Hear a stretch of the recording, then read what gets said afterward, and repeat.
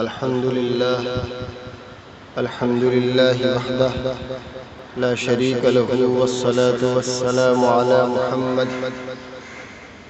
لا نبي بعده ولا رسالة بعد رسالتي ولا نبوة بعد نبوتي ولا كتاب بعد كتابي ولا معصوم بعد اسمتي ولا سنة بعد سنتي ولا أمة بعد أمتي.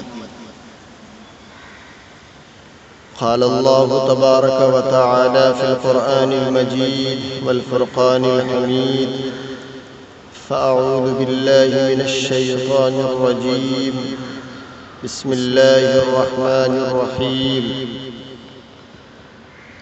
يا أيها الذين آمنوا كتب عليكم الصيام كما كتب على الذين من قبلكم لعلكم تتقون.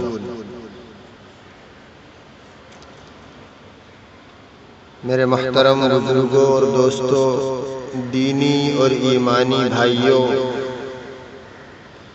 پسے پردہ میری آواز کو سننے والی میری ماؤں بہنوں،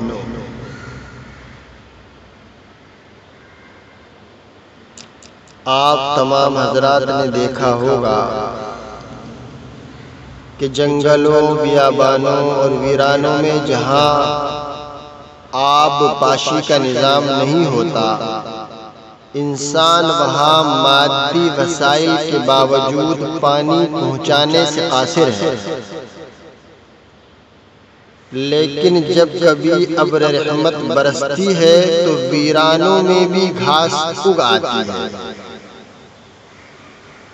چٹانوں کے سینوں پر جو مردہ پڑے ہوئے تھے کوپلیں نکل آتی ہیں، مرجھائے ہوئے درخت ہریالی کا لبادہ اوڑھ لیتے ہیں۔ رمضان المبارک کی آمد پر بالکل اسی طرح ہوتا ہے۔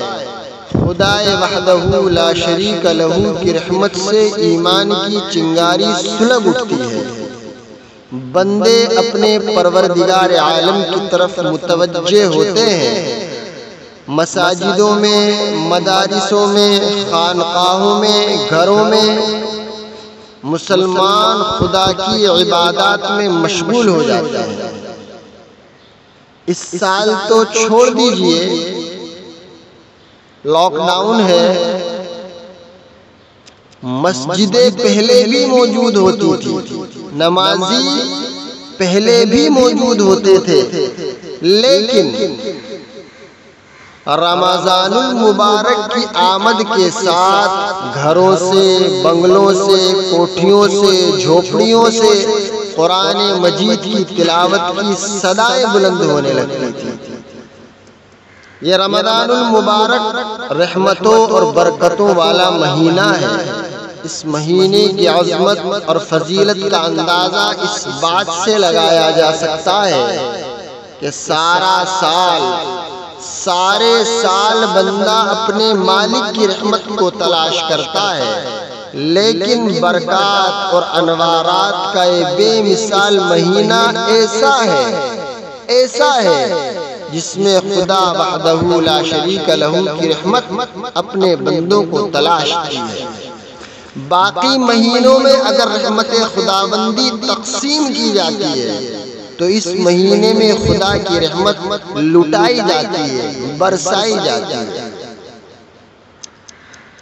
ہر شخص کا جی چاہتا ہے کہ وہ موسمی پھلوں کو کھائے اور ان سے لطف اندوز ہو۔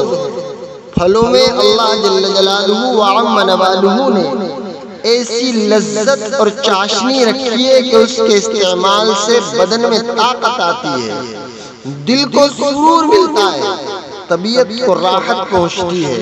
جب بھی کوئی شخص پھلوں کی دکان کے قریب سے گزرتا ہے تو اس کا جی للچاتا ہے، لیکن پھل وہی شخص کھا سکتا ہے جو اس کو خریدنے کی طاقت اور استعداد رکھتا ہو، اور پھل تبھی خریدا جا سکتا ہے جب آپ کی جیب میں مال ہو۔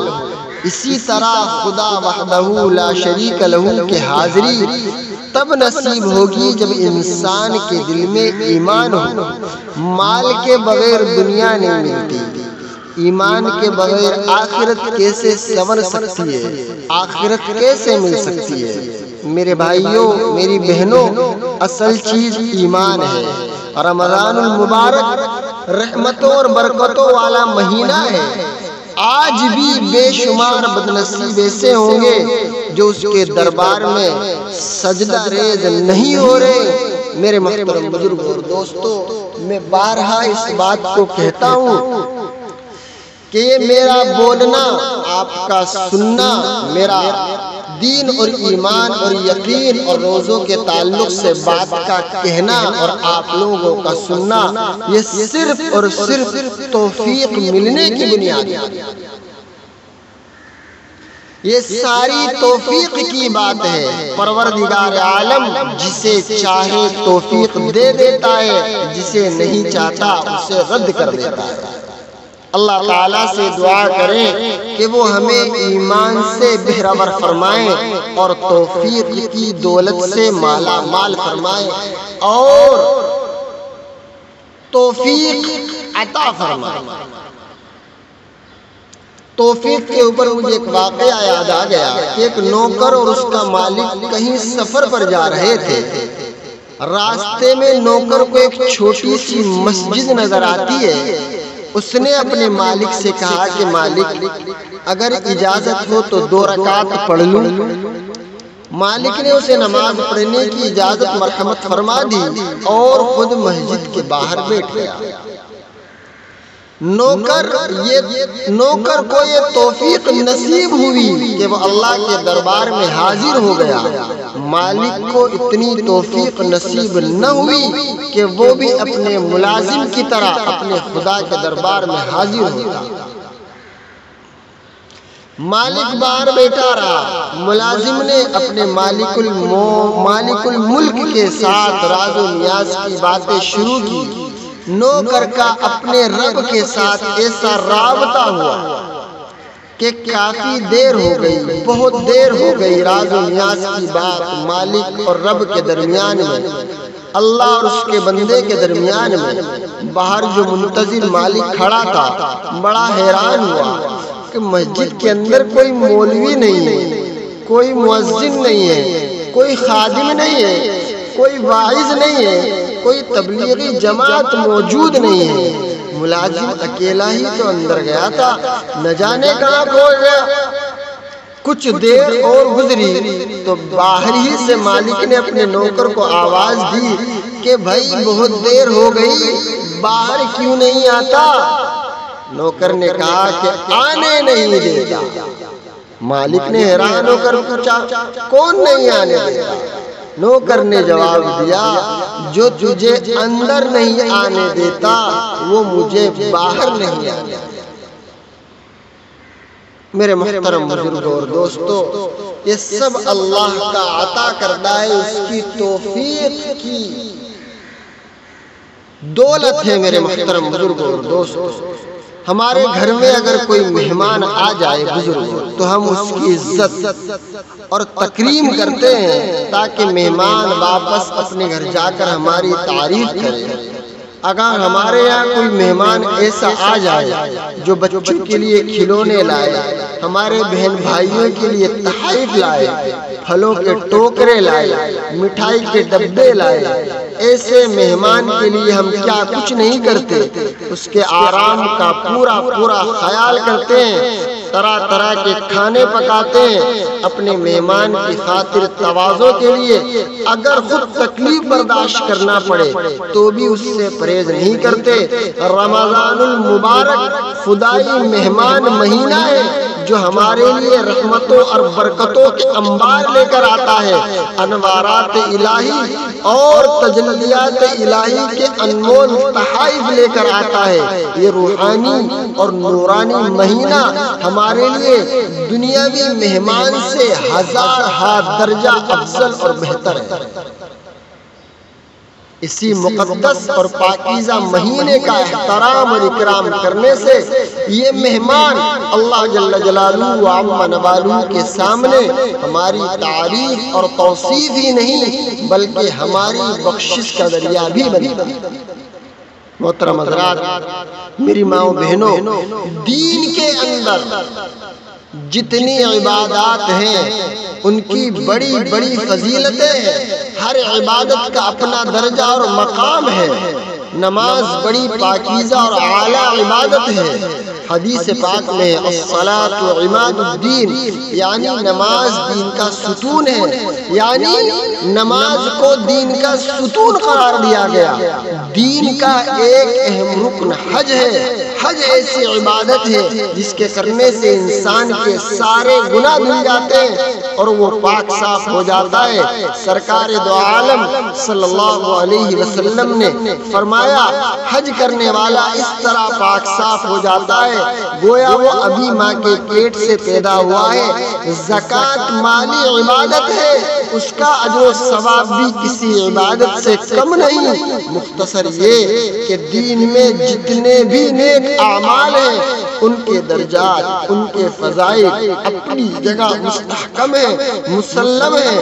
میں نے جتنی عبادات اور اعمال کا آپ تمام حضرات کے سامنے ذکر کیا ان کا تعلق ظاہر سے نماز، حج، زکوٰۃ، صدقہ، خیرات اور تمام نیک اعمال ظاہری عبادات ہیں۔ فقط روزہ ایک ایسی عبادت ہے جس کا تعلق باطن سے ہے۔ جب آپ نماز ادا کرتے ہیں مسجد میں موجود نمازی آپ کو دیکھ رہے ہوتے ہیں، حج کی ادائیگی میں بھی لوگ آپ کے ساتھ ہوتے ہیں، آپ کو دیکھ رہے ہوتے ہیں، اور زکوٰۃ ادا کرتے وقت اور نہیں تو کم از کم زکوٰۃ لینے والا آپ کو دیکھ رہا ہوتا ہے۔ لیکن روزہ وہ واحد اور ایسی منفرد عبادت ہے جس کا تعلق صرف مالک حقیقی اور بندے کے درمیان ہوتا ہے۔ اس عبادت میں صرف اللہ جل جلالہ وعم نوالہ ہی اپنے بندے کی عبادت کو دیکھ رہا ہوتا ہے۔ روزہ جیسی افضل عبادت کا اندازہ اس سے لگایا جا سکتا ہے کہ باقی تمام عبادات کا اجر و ثواب فرشتے لکھتے ہیں، لیکن جب روزے کے اجر و ثواب کی لکھنے کی باری آتی ہے تو خود حق سبحانہ و تقدس فرماتا ہے، الصوم لی وانا اجزی بی، روزہ میرے لیے ہے لہذا اس کا اجر بھی میں خود دوں گا۔ بندوں کے اچھے اعمال پر پروردگار عالم نہ صرف خوش ہوتے ہیں بلکہ انہیں نوید بھی سناتے ہیں، اور فرمایا اچھے اور نیک اعمال کی جزا جنت ہے۔ قرآن کریم میں ارشاد باری تعالیٰ ہے، جنات تجری من تحتی الانہار خالدین فیہا، جنت میں نہریں بہتی ہیں۔ جنت ہمارے لیے تصوراتی جگہ ہے۔ اللہ تعالیٰ فرماتے ہیں کہ جنت مؤمنین کے لیے اور مؤمنین جنت کے لیے۔ میرے محترم بزرگوں اور دوستوں، میری ماں بہنوں، نماز پڑھنے سے جنت ملتی ہے، حج کرنے سے جنت ملتی ہے، صدقہ خیرات کرنے سے جنت ملتی ہے، ہمسایوں کا، پڑوسیوں کا، رشتہ داروں کا حق ادا کرنے سے جنت ملتی ہے، یتیموں کے سر پر ہاتھ رکھنے سے جنت ملتی ہے، اعمال صالحہ سے جنت ملتی ہے۔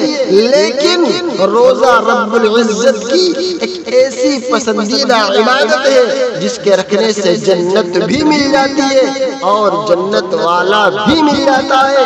اس لیے خدا وحدہ لا شریک لہ کا ارشاد ہے کہ میرے روزے دار کے منہ کی بو جنت کی خوشبو کے برابر۔ میرے محترم بزرگوں اور دوستوں، حضرت ربیعہ رضی اللہ تعالی عنہ نبی کریم صلی اللہ علیہ وسلم کے جلیل القدر صحابی تھے۔ ان کا واقعہ ہے کہ ایک روز انہوں نے سرکار دو عالم صلی اللہ علیہ وسلم کو وضو کروایا۔ رحمت للعالمین صلی اللہ علیہ وسلم کی رحمت کا سمندر جوش میں آیا تو فرمایا، ربیعہ، اے ربیعہ، مانگ کیا چاہتا ہے؟ نبی کریم صلی اللہ علیہ وسلم کے صحابہ نبوت کے مزاج شناس تھے۔ اس وقت اگر ہم لوگ ہوتے تو یقیناً کوئی دنیاوی چیز مانگتے، کوٹھی، کار، بنگلہ، فیکٹری، کارخانے، جائیداد، سونے اور چاندی مانگتے۔ دربار رسالت صلی اللہ علیہ وسلم کے آداب جاننے والوں کا کیا کہیے؟ حضرت ربیعہ رضی اللہ تعالیٰ عنہ نے دیکھا کہ تاجدار نبوت کی رحمت جوش میں ہے، عرض کیا جنت میں آپ صلی اللہ علیہ وسلم کی رفاقت کا طلبگار ہوں۔ مقصود یہ تھا کہ جس طرح دنیا میں آپ صلی اللہ علیہ وسلم کی غلامی نصیب ہوئی، اسی طرح آخرت میں بھی آپ صلی اللہ علیہ وسلم کا ساتھ اور غلامی نصیب ہو جائے۔ ہم میرے محترم بزرگوں اور دوستوں غور کریں اپنی زندگی کے اوپر کہ ہماری زندگی کتنی اللہ اور اس کے رسول صلی اللہ علیہ وسلم کے حکم کے مطابق ہے۔ اگر نہیں ہے تو میرے محترم بزرگوں اور دوستوں، میرے بھائیوں، میری ماؤں اور بہنوں، رمضان کا مبارک مہینہ ہے، اس کا فائدہ اٹھا لیں۔ اپنی زندگیوں کو ہم اللہ کے حکم اور رسول اللہ صلی اللہ علیہ وسلم کے طریقہ پر لے آئیں۔ اللہ تعالیٰ سے دعا ہے کہ اللہ تعالیٰ ہمیں رمضان المبارک میں رحمتوں اور برکتوں سے جھولیاں بھرنے کی توفیق عطا فرمائے۔ آمین ثم آمین، وآخر دعوانا ان الحمد للہ رب العالمین۔